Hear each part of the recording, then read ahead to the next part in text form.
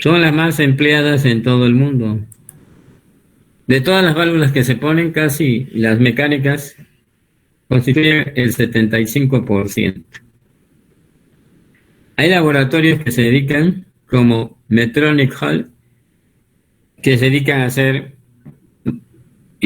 todo el material protésico, marcapasos, etc.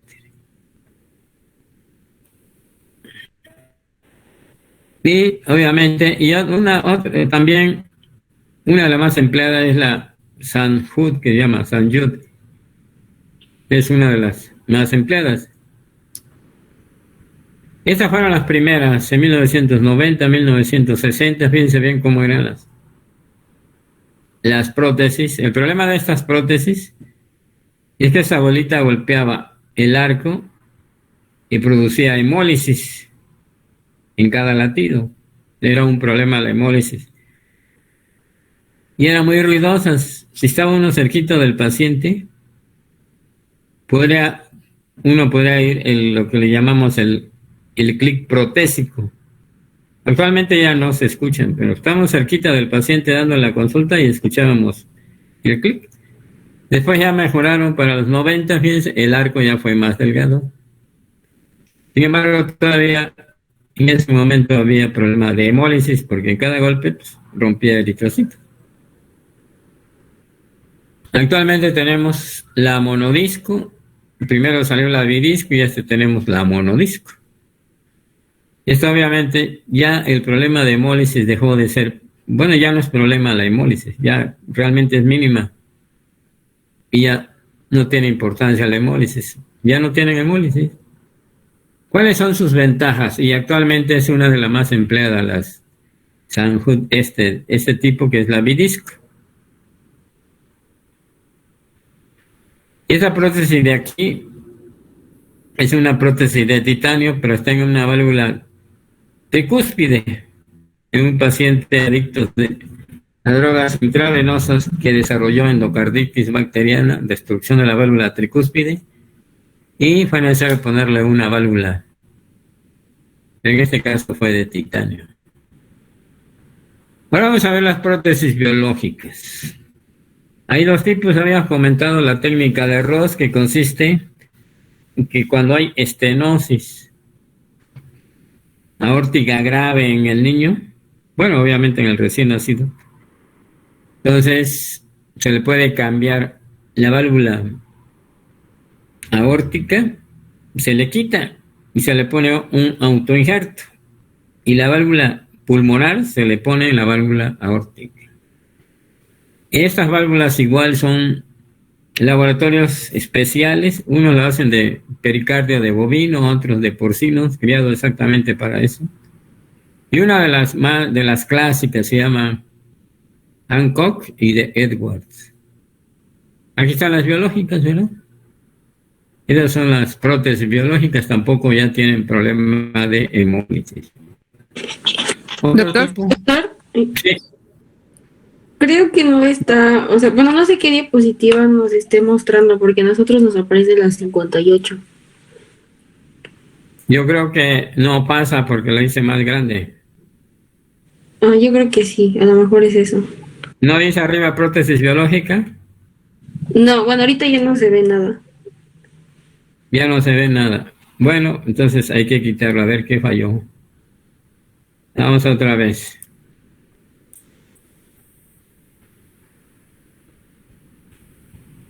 Vamos a volver a empezar. Ustedes me dicen si se ve la pantalla. Sí, sí se ve. Ahora sí se ve. Lo voy a tratar de hacer más grande. Si no la ven, me avisen. Ok. Y a veces cuando la haga más grande es cuando a lo mejor se sale. Usted me dice. ¿Sí se ve? Sí, o sea, no es... Ah, sí, ya se ve. Dice prótesis valvular mecánica arriba. Sí. Las prótesis más empleadas son las mecánicas. Ahorita vamos a ver por qué. Hay laboratorios específicos que se dedican a hacer estas prótesis. Miren ustedes la evolución. Sí, ven que cambió. Hay dos válvulas. Sí, doc, ya cambió. Uno en 1960, 1990. El problema de estas válvulas era la hemólisis, porque en cada latido golpea contra el anillo y obviamente golpeaba, porque actualmente ya no. ¿Cuál es el problema de estas prótesis? Duraban nada más aproximadamente 10 años. A los 10 años había que cambiarla. Actualmente, las nuevas, como estas, son de monodisco.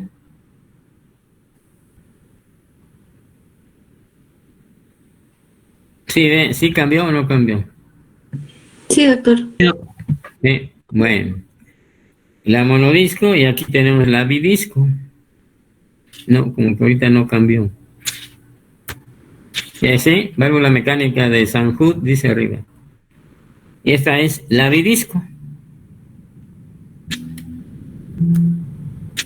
Hay que una radiografía. Si ven un arillo acá, a nivel de la válvula tricúspide, pero este es de titanio. En un paciente que tuvo endocarditis bacteriana y fue necesario cambiarle la válvula porque la destruyó la endocarditis. Paciente adicto a drogas intravenosas. Ahora nos vamos a algunos datos de la prótesis biológica. La técnica de arroz, lo hemos comentado. Y estas válvulas aórticas, hay laboratorios que lo hacen de bovino o porcino. Una de las más empleadas es Hancock y Edwards. Y estas son las válvulas biológicas, más o menos la forma que tienen. Obviamente, cada vez se va evolucionando mejor este proceso. Desde la segunda generación y probablemente después ya tengamos la tercera o la cuarta. Ventajas de una y otra. Uno, las biológicas, ventajas, tasa reducida de tromboembolismo. No necesitan de anticoagulación de por vida. Quiere decir, esta válvula la ponen y anticoagulan al paciente 6 meses y después la suspenden la anticoagulación. Ya no es necesaria. ¿Y cuál es el inconveniente? Que el 50% hay que cambiarla a los 5 años. Y estas válvulas biológicas se prefieren del lado derecho más que del lado izquierdo. ¿Por qué? Porque hay menos presión y duran más. Y también se prefieren aquellos pacientes que tienen mayor edad, es decir, 65, 70 años de edad. Si tiene 65 y más o menos 15 años más tendrá 75, pues tiene 70, sería 85, ya no sería candidato a cirugía de corazón abierto. Ese es el problema de estas válvulas. Pero si el paciente tiene alguna contraindicación para anticoagular, nada más se anticoagula 6 meses y después se suspende. Esa es la ventaja. Ventaja de las biológicas. Las actuales tienen una duración ilimitada. Quiere decir que con una válvula que se le ponga al paciente puede vivir toda su vida. Inconvenientes. Tienen que recibir anticoagulación. Habitualmente lo que se le pone, hay acenocumarina y otros que ponen el warfarín. ¿Qué quiere decir? Que son anticoagulantes que tienen acción sobre la vitamina K. Y la anticoagulación debe de tener, cuando nosotros pedimos tiempo de protrombina, nos dan el INR. Un tiempo de protrombina de normal es un INR de 1. Entonces se prefiere el INR como un valor del laboratorio para controlar la anticoagulación. Obviamente el INR está en relación al tiempo de protrombina. 1 es lo normal. Y la anticoagulación, como es un poquito variable, no siempre podemos llegar exactamente. Nos dicen un rango, y el rango aquí es de 3, si se fijan ustedes. Se acepta 0.5 por arriba y 0.5 por abajo, entonces 3. Eso debe estar bien anticoagulado el paciente. Los pacientes que se anticoagulan no debemos aplicar en nosotros ningún ningún medicamento intramuscular porque tienen el riesgo de formar hematomas importantes. Cuando se forman vemos hematomas gigantes. 2. Cuando se está tomando aceno, cumarina o warfarín, el paciente no debe de tomar analgésicos, paracetamol, diclofenaco, naproxen. Los AINES que llamamos no debe de tomar. Si hay dolor le pueden dar tramadol, pero nunca ningún por ejemplo diclofenaco, naproxen, lo que llamamos antiinflamatorios no esteroideos. No, ¿por qué? Porque se prolonga el tiempo de coagulación y tienden a sangrar. Acetil salicílico tampoco. Esa es las ventajas de las prótesis mecánicas. Duración ilimitada. Inconvenientes que hay que anticoagular al paciente de por vida. Se prefieren en pacientes jóvenes. ¿Por qué? Porque ya no tendrían que cambiarlas si es que no hay complicaciones. El problema es que hay que anticoagular de por vida. La prótesis, indicaciones. Salvo contraindicación para anticoagular o edad muy avanzada, se prefieren las prótesis mecánicas, pues su duración es prácticamente ilimitada. Esa es la ventaja, pero hay que anticoagular. ¿Por qué edad más avanzada? Entre mayor edad, mayor riesgo de hemorragias y por lo tanto al tener mayor riesgo de sangrado,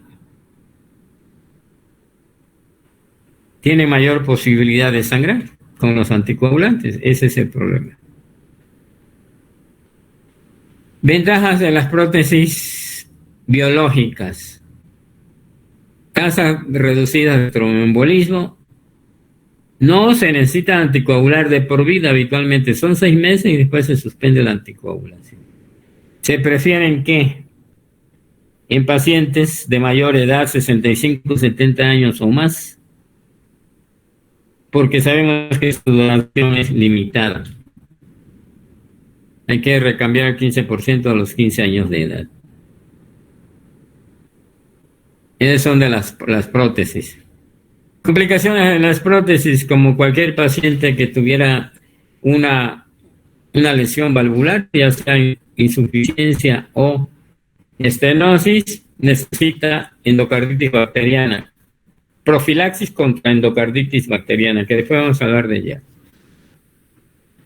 Puede haber trombosis o disfunción de la prótesis. Sí, si es mecánica, necesita recibir anticoagulación de por vida. Las biológicas solo 6 meses. La hemólisis no se considera un problema actual, hablando de las prótesis mecánicas.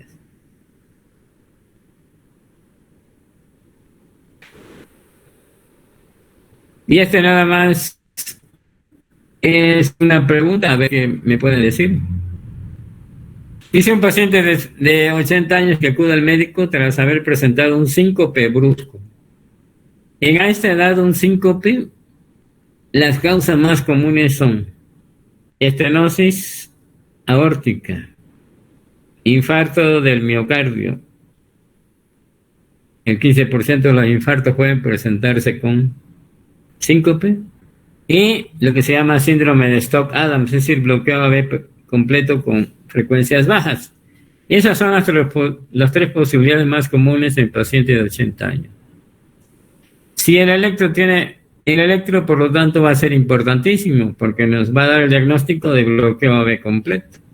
Nos puede dar el diagnóstico de infarto, y si tiene estenosis aórtica grave va a haber hipertrofia del ventrículo izquierdo.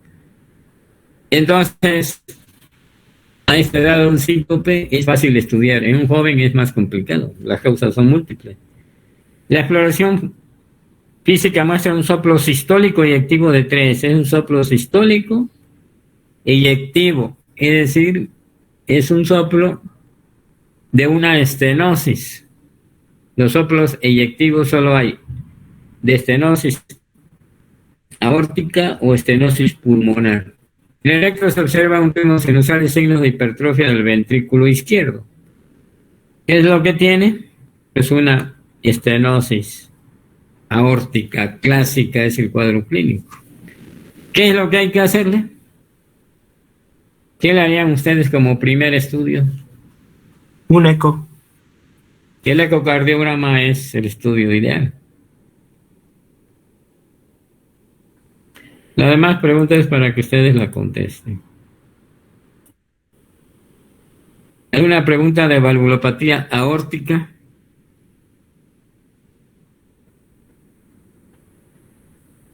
Si no hay preguntas, me voy a ir ahora a la valvulopatía tricuspidia del lado derecho.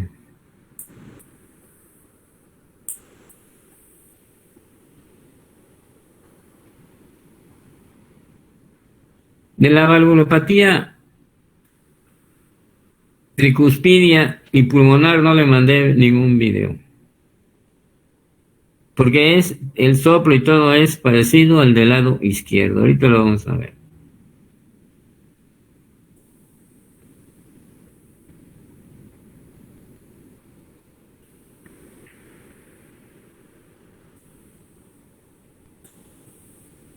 Vamos a ver si aparece o no aparece. Ahora sí. Usted me dice si se ve la presentación. Sí. Vamos a ver si la vemos más grande.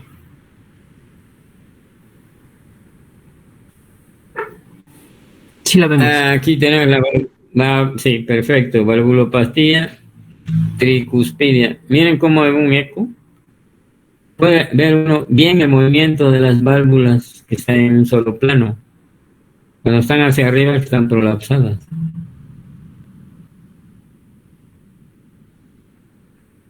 Aquí lo estamos viendo de abajo hacia arriba.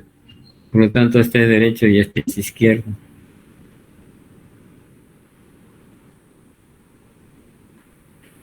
Vamos a ver insuficiencia tricuspidia.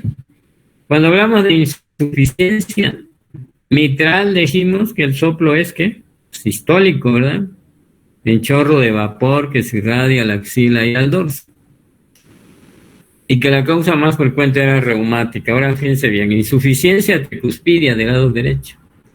Y de tipo funcional. De tipo funcional quiere decir que la válvula no inició el problema, sino es que se dilató el anillo valvular por alguna situación. Cuando vimos estenosis mitral, dijimos que había hipertensión venocapilar pulmonar, aumentaba la presión de la arteria pulmonar, hipertrofia del ventrículo derecho. Después se dilata y dilata el anillo de la válvula tricúspide. Entonces, una de las causas puede ser reumática, es decir, en presencia de un paciente que tenga mucho tiempo con estenosis o insuficiencia mitral, puede llegar con el tiempo a tener una insuficiencia tricuspidia de tipo funcional. Sin embargo, la causa más frecuente es hipertensión pulmonar. Todas las valvulopatías que produzcan hipertensión pulmonar hacen que se hipertrofia el ventrículo derecho y después se dilata y por lo tanto dilata el anillo de la válvula tricúspide y da insuficiencia tricuspidia. Miocardiopatía dilatada, es decir, se dilata todo el corazón, pues dilata también el corazón. Y algunas enfermedades congénitas que después lo vamos a revisar. Ahora agudas, sí, la aguda es que se rompa una cuerda tendinosa. ¿Por qué? Puede ser por un infarto, ¿no? Un infarto inferior que se extiende a ventrículo derecho y la puede romper. Dos, que lleguen bacterias y la destruyan. Una de las causas frecuentes, realmente en otros países, habitualmente yo no he visto ninguna aquí, aquellos pacientes que desencadenan endocarditis bacteriana en corazón previamente sano, pero son adictos a drogas intravenosas, habitualmente la heroína. Lo que sucede es que estas personas o estos pacientes se inyectan la droga intravenosa, pero a veces se prestan la misma jeringa y no llevan las técnicas de asepsia y antisepsia, y por lo tanto en cada piquete está inyectando bacterias. Por eso en los adictos a drogas intravenosas, aunque tengan el corazón sano, pueden tener endocarditis bacteriana. Y obviamente en este caso destruye la válvula tricúspide. Esa es la otra causa, que se rompa por endocarditis, que es la causa más común, o también por un infarto menos frecuente.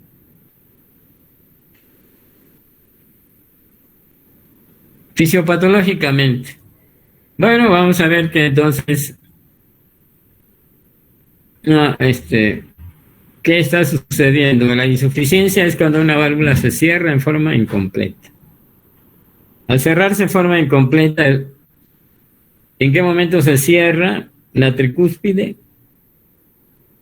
En ese momento está abierta la válvula pulmonar, por lo tanto, la sangre está pasando del ventrículo derecho a la arteria pulmonar. Pero como hay un defecto en el cierre de la válvula tricúspide, también pasa la sangre a la aurícula derecha. Por eso dice que una regurgitación sistólica es un soplo sistólico que se oculta en foco tricuspidio. Ese volumen que pasa a la aurícula derecha, cuando viene la diástole, lo regresa, y por lo tanto el ventrículo derecho también recibe mayor volumen y por lo tanto se va dilatando. Al aumentar la presión de la aurícula derecha, aumenta la presión de las venas yugulares y da una congestión hepática crónica que lleva a insuficiencia hepática, y si el paciente dura varios años, tiene varios años de vida, puede desencadenar cirrosis hepática del tipo centrilobular, lo que llamamos cirrosis cardíaca. Esa es una de las causas. Y entonces va a tener datos de insuficiencia cardíaca derecha, ingurgitación yugular, hepatomegalia y edemas. Los datos clínicos, entonces, datos de hipertensión venosa sistémica, ingurgitación yugular, hepatomegalia y edema. Podemos encontrar hepatomegalia con alteraciones en la prueba de función hepática. Y el soplo es holosistólico en foco tricuspidio, que se exacerba con la maniobra de Rivero-Carvalho, es decir, apnea post-inspiratoria. Se le dice al paciente que respire en forma profunda y detenga la respiración.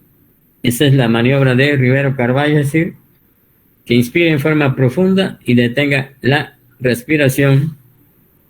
Esa es la maniobra de Rivero-Carvalho. Entonces, en la insuficiencia tricuspidia, causa más frecuente, pacientes adictos a drogas intravenosas, es la que puede destruir la válvula aguda, y la crónica es por problemas de hipertensión pulmonar, en donde se complica el ventrículo derecho, primero se hipertrofia y después se dilata la anilla de la válvula tricúspide, o sea, de tipo funcional.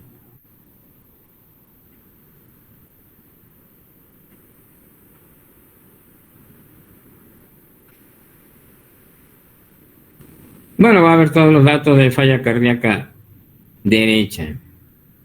Y el electro, ¿qué cavidades crecen? Fíjense, van a crecer las cavidades derechas.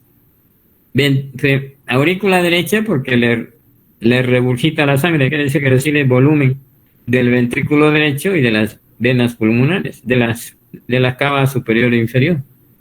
Y el ventrículo derecho porque esta sangre que subió le baja, entonces crecen cavidades derechas. Si la dilatación de la aurícula derecha es importante, puede haber fibrilación auricular. Y la causa va a depender, ¿verdad?, qué otra alteración pudiera tener. Aquí nos habla de una estenosis pulmonar. Al final de cuentas, la estenosis pulmonar nos va a dar hipertensión pulmonar, hipertrofia del ventrículo derecho, y si se sigue la causa, no se corrige, entonces se empieza a dilatar, insuficiencia cardíaca, dilata el anillo de la tricúspide, y por eso dicen competencia tricuspidia, porque primero se hipertrofió y después se dilató. ¿Qué estudios, aparte del electrotórax? Un ecocardiograma y cateterismo cardíaco. Aquí nuevamente tenemos la válvula. Y el soplo es holo sistólico. Es intenso, sí, porque es el momento de la sístole. El foco tricuspidio. Causa más frecuente de origen funcional.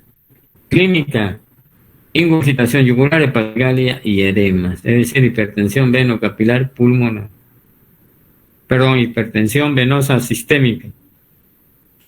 Tratamiento va dirigido a la causa. ¿Cuál es la causa? Tratar de corregirla. ¿Cuándo se le va a poner válvula? Solo cuando habitualmente la causa más común es cuando lo destruyan por endocarditis bacteriana. Entonces sí se prefiere una válvula de acuerdo a la edad del paciente. Del lado derecho duran más las biológicas que del lado izquierdo porque están sometidas a menos presión. Entonces sí se puede poner del lado derecho una biológica porque su vida media es mayor, pero también depende de la edad del paciente. Se dice joven, pues mejor una mecánica. La estenosis tricuspidia, aquí está el plano valvular que hemos hablado muchas veces, en medio está aquí la aorta, ¿verdad? Fíjense, aquí está la válvula aórtica. ¿Cuál es la causa de la estenosis tricuspidia? La más común, reumática. Sin embargo, es poco frecuente.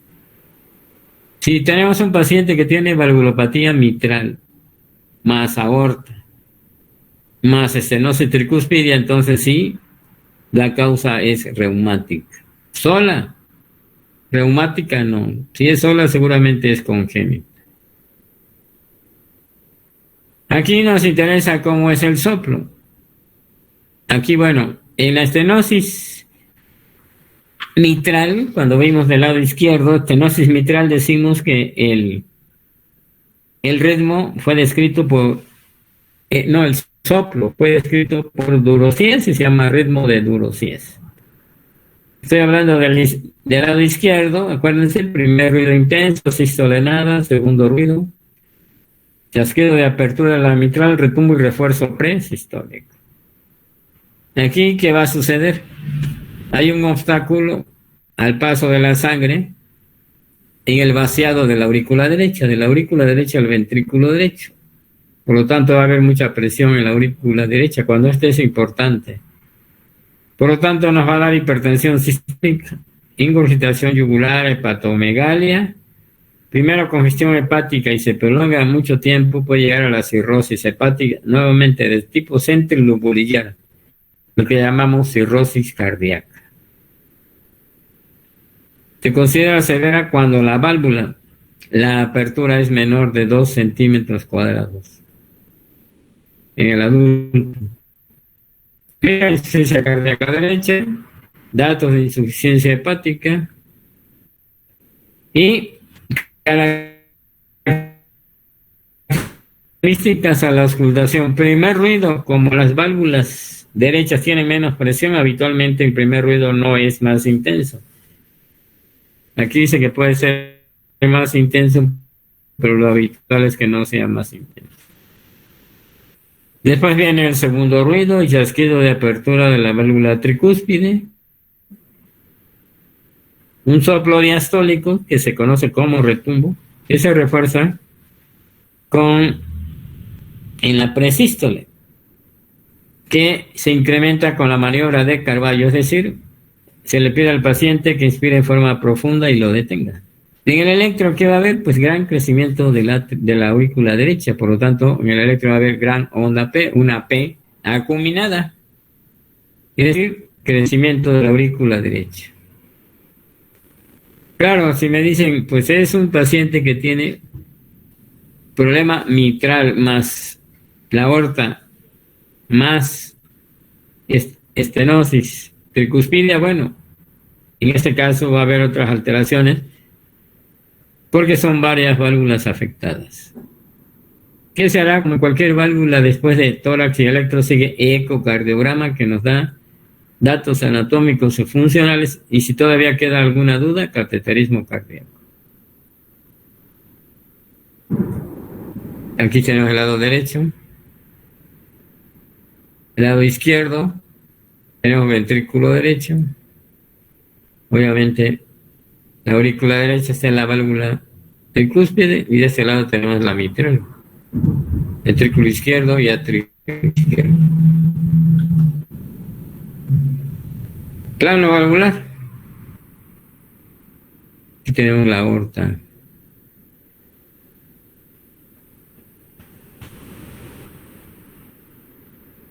De este lado tenemos la mitral y de este lado tenemos la tricúspide. Y la pulmonar como que no lo captamos por acá. Por acá debe de ser más.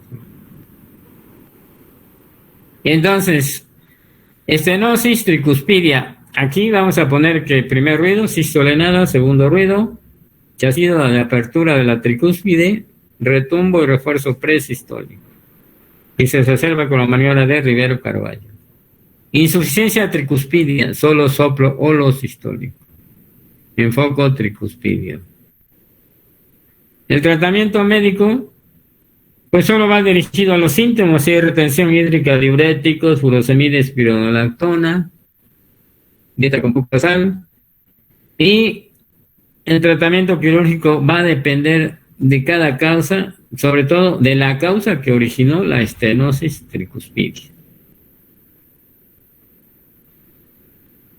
Si por ejemplo tiene el problema mitral, tiene problema aórtico y problema de la tricúspide, si se va a hacer cirugía de corazón abierto, pues se trata de resolver todos los problemas. En caso de que sea congénito, se puede hacer valvuloplastía percutánea con balón, aunque nos dicen que los resultados no son muy buenos. O mesorotomía quirúrgica cuando es necesario, ¿verdad? Cuando se va a abrir el corazón por alguna otra causa. Y reemplazo valvular cuando se destruya la válvula, como endocarditis bacteriana en paciente con adictos a drogas intravenosas. Y ahora,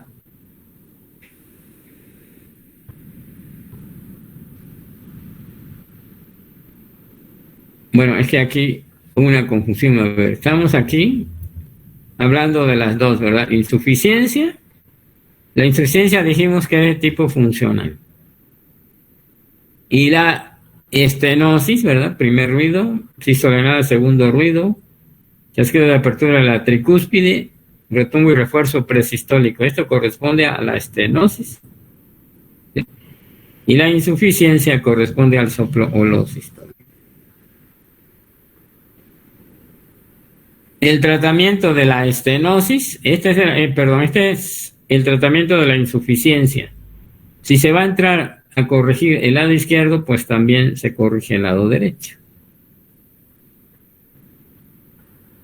Ahora, la estenosis que estamos comentando, en este caso está la aorta, aquí está la tricúspide, etc.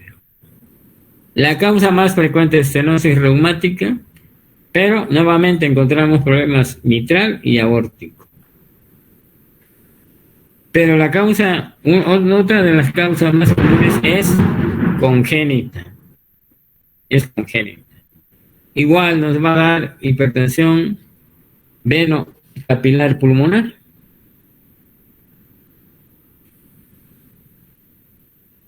Y es decir, ingurgitación yugular, hepatomegalia y edemas.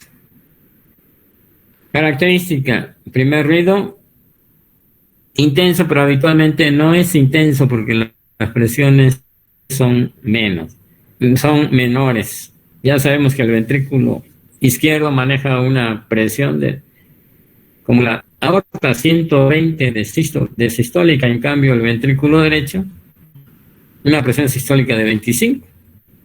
Por eso es que el refuerzo del primer ruido no es tan intenso. Chasquido de apertura de la tricúspide, primero, segundo ruido, chasquido de apertura de la tricúspide, El retumbo, ¿verdad? Con refuerzo presistólico que se exacerba con la maniobra de Rivero Carballo. Gran dilatación de la aurícula derecha que podemos, en el electro, gran onda P. En la radiografía de tórax, pues crecimiento del atrio derecho. Ecocardiograma, cateterismo cardíaco. Electro que ya habíamos presentado, lado derecho y lado izquierdo. Entonces, conclusión, esto es insuficiencia tricuspidia, el soplo es holo sistólico. Estenosis, primer ruido, sistolenada, segundo ruido, chasquido de apertura, retumbo y refuerzo presistólico. En este caso, igual el tratamiento es sintomático.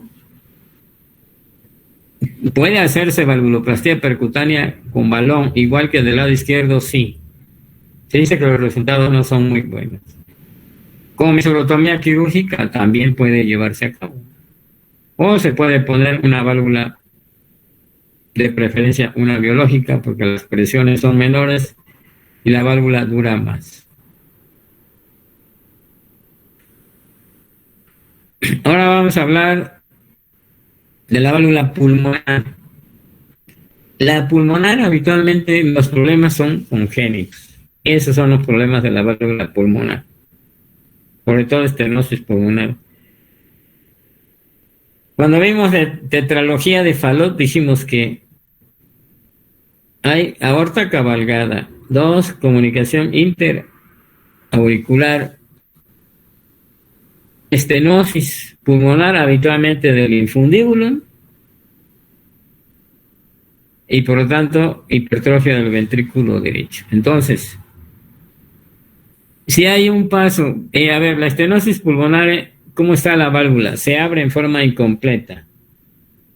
Y si se abre la pulmonar, va a estar cerrada la tricúspide. Entonces, un soplo, que se llama un soplo, es un soplo sistólico, intenso, rudo, que se acompaña de frémito, en foco pulmonar. También se llama un soplo eyectivo, porque es en el momento se está contrayendo el ventrículo derecho. Pero puede ser severa o puede ser moderada. Por ejemplo, en la tetralogía de Fallot, si es severa, por eso hipertrofia el ventrículo derecho. Por lo tanto, ¿qué vamos a ver en la estenosis pulmonar? El soplo es sistólico, un soplo de eyección, soplo sistólico en foco pulmonar que se exacerba igual con la maniobra de Rivero Carballo.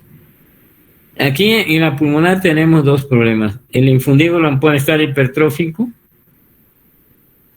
y obviamente está hipertrófico, está cerrada la entrada hacia la válvula, ¿verdad? Por lo tanto, igual va a haber un soplo sistólico. O puede ser que la estenosis sea en la válvula pulmonar. Cuando la estenosis es en realidad en la válvula y no en el fundíbulo, al abrirse como está esclerótica, suena más. Y habrá un clic de apertura con un soplo sistólico intenso que se acompaña de frémito y se observa con la maniobra de Rivero Carballo. ¿Qué cavidad crece? Pues se va a hipertrofiar el ventrículo derecho. Tiene un obstáculo para la salida de sangre hacia la arteria pulmonar. Por lo tanto, dice, cuando la estenosis es valvular, acuérdense que la ley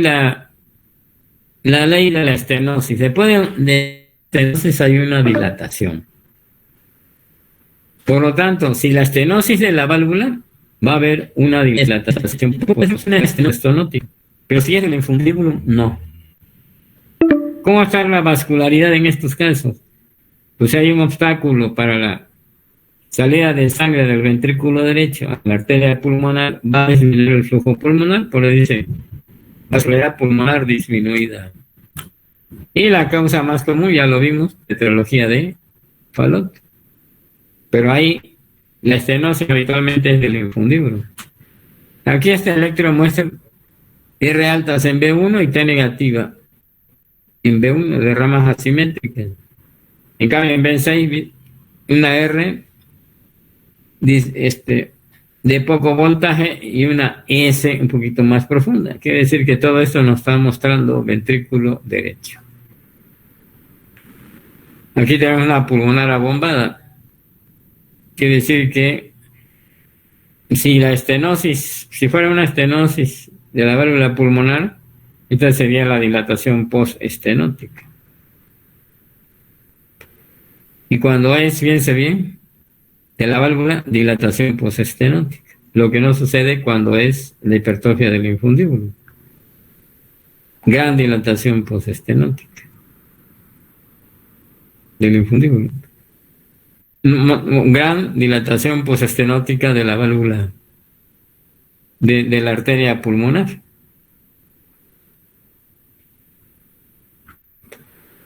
El tratamiento de elección, si está cerrada, pues ¿qué hay que hacer? Abrirla.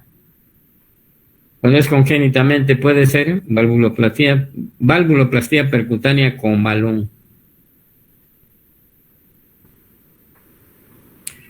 Indicaciones de valvuloplastía percutánea con balón, donde da mejores resultados. Estenosis pulmonar congénita. Estenosis aórtica congénita en el niño. En el adulto tiende a restenosarse a los 6 meses y por lo tanto no es un tratamiento adecuado, pero sí puede ser de urgencia mientras el paciente se prepara para cirugía.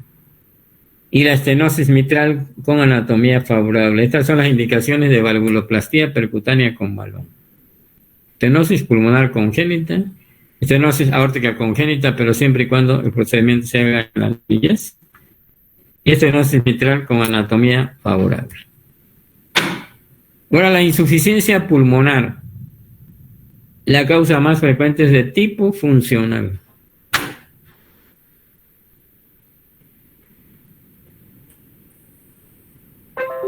Ahí nos vamos a quedar. Mañana nos falta insuficiencia de la válvula pulmonar, que en realidad más que todo es por dilatación del anillo de la válvula pulmonar, y la causa más frecuente es hipertensión pulmonar. Como ven, sabiendo cómo es el soplo del lado izquierdo, podemos saber cómo es el derecho, nada más que con presiones más bajas. Bueno, ¿alguna pregunta o comentario?